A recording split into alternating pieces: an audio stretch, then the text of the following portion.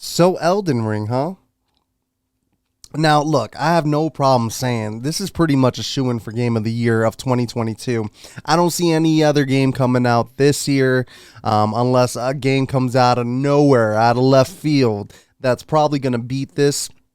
But it's a shoo-in, you know. Look, I hate it personally, but I have no problem admitting this is absolutely Game of the Year.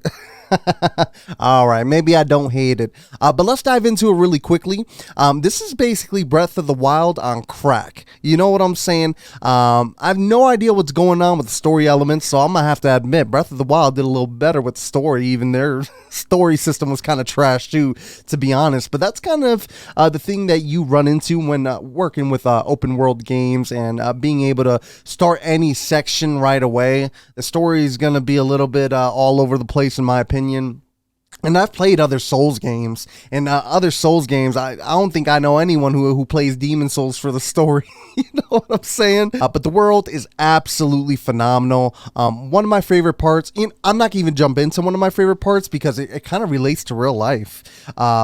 I'll get to that in just a little bit, but I really do appreciate the level of detail in the character creation. It's absolutely mind-blowing, all the way down from the creation of how your character looks in appearance to, the different skill sets that you could get right away, and to the fact that, you can restart them whenever you want.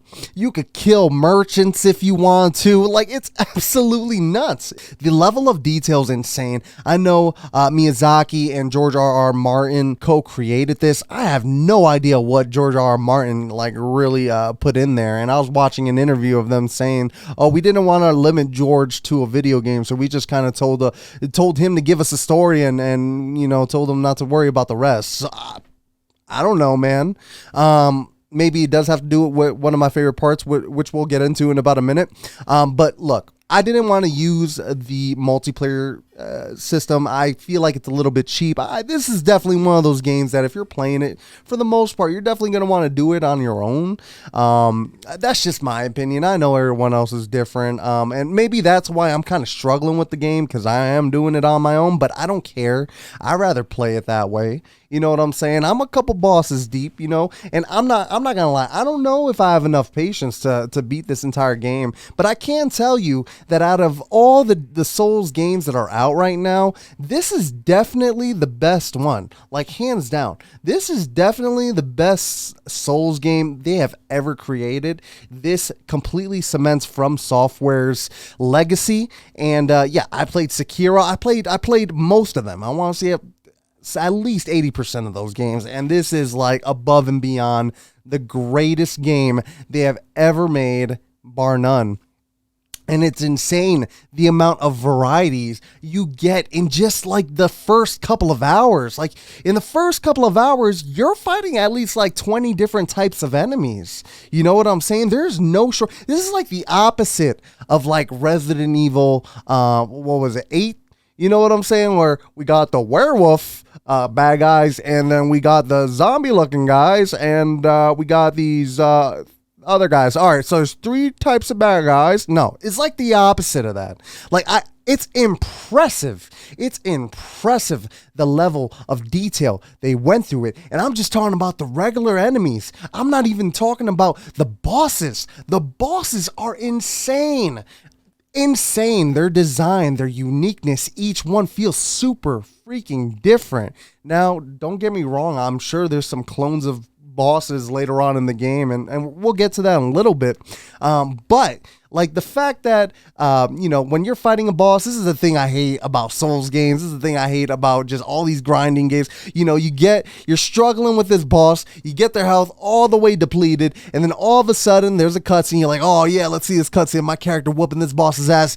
That boss turns into another boss and gets full health again. Bro, that just crushes my soul. I'm gonna be honest with you. The map is humongous, huge map. I'm just gonna jump into my favorite thing, and it has to be the trees. I love not only the tree bad guys. I think they're called tree sentinels. But the trees are absolutely beautiful. And I love the fact that you can actually traverse the entire world, basically just following these trees as a guide. It's kind of weird because there's a theory out there that these trees actually existed at one point in our life. You don't believe me? Well, check this out.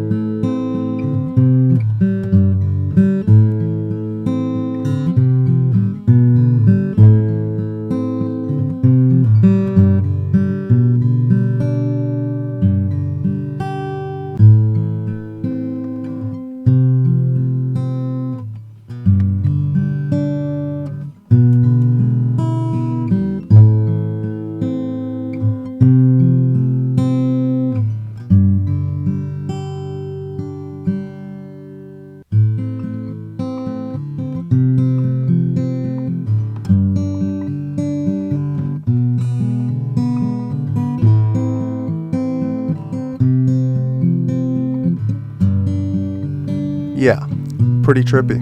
Who knows, man? For all we know, this could be our true history that we don't even know about. Nah, probably not. Probably not. But those trees are definitely some key part of our past. I bet money on that. So anyways, guys, that's pretty much all I have. We'll see. I might talk about it more if you guys want me to, the further I get into it. Let me know in the comments below what you guys think about the game and any other suggestions for future videos. And you already know, please like and subscribe. It goes a long way, and that's a wrap. If you enjoyed this content, please like, share, and subscribe. Your continued support will keep this show going.